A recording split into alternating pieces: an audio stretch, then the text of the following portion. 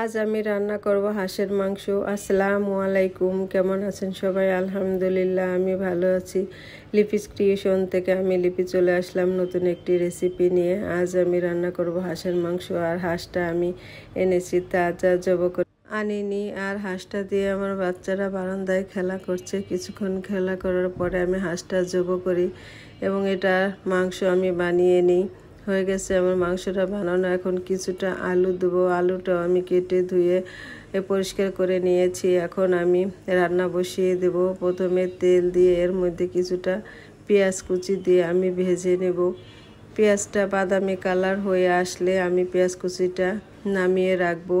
এটা আমি মাংসটা নামানোর কিছুক্ষণ আগে দেব। এখন আমি বাটা মশলাগুলো দিয়ে দেবো এক এক করে।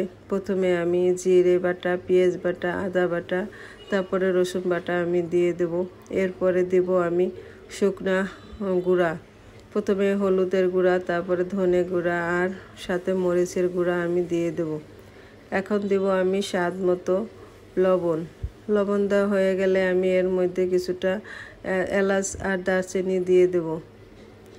এখন আমি মশলাটা ভালো মতো কষিয়ে নেব। মশলাটা কষানো হয়ে গেলে এর উপরে আমি মাংসগুলো দিয়ে দেব। এখন আমি মশলার মধ্যে মাংসগুলো সব দিয়ে আমি ভালো মতো নেড়ে চেড়ে দেব, যাতে মশলাগুলো মাংসের সাথে ভালোভাবে মিশে যায়। হয়ে গেছে আমার মশলাটা মিশানো।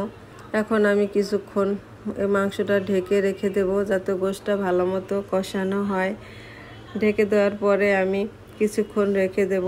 হয়ে গেছে আমার মাংসটা কষানো। এখন আমি একটু নেড়ে চেড়ে দেব।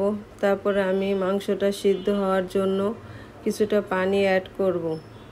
হাঁসের মাংসটা একটু শক্ত হয়, এই জন্য একটু সিদ্ধ হইতে সময় লাগে।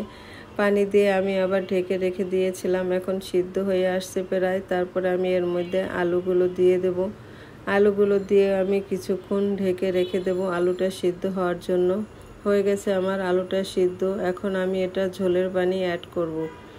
ঝোলের পানি দিয়ে আমি ভালো মতো নেড়ে চেড়ে মাংসটা রান্না করে নিব। হয়ে গেছে আমার ঝোলের পানি দেওয়া। এখন রান্নাটা প্রায় শেষের দিকে। এখন নামানোর কিছুক্ষণ আগে আমি একটু এলাচের গুঁড়া আর কিছুটা জিরের গুঁড়ো দিয়ে দেব। দিয়েছি। এখন আমি একটু ভালো করে নেড়ে চেড়ে দেব। হাঁসের মাংসটা সাধারণত শীতের সময় মানুষে খায়, আর শীতের সময় খেতে মজা লাগে। কিন্তু এই হাঁসটা অনেক ভালো হয়েছিল আর খেতেও অনেক মজা হয়েছিল। এখন আমি যে উঠিয়ে রেখেছিলাম পেঁয়াজ কুচিটা, সেটাও দিয়ে দিলাম। হয়ে গেছে আমার রান্নাটা। ধন্যবাদ সবাইকে আমার ভিডিওটি এতক্ষণ দেখার জন্য। আমার ভিডিওটি যদি ভালো লেগে থাকে তাহলে লাইক কমেন্ট করে আমার পাশে থাকবেন। ধন্যবাদ সবাইকে। আল্লাহ হাফেজ।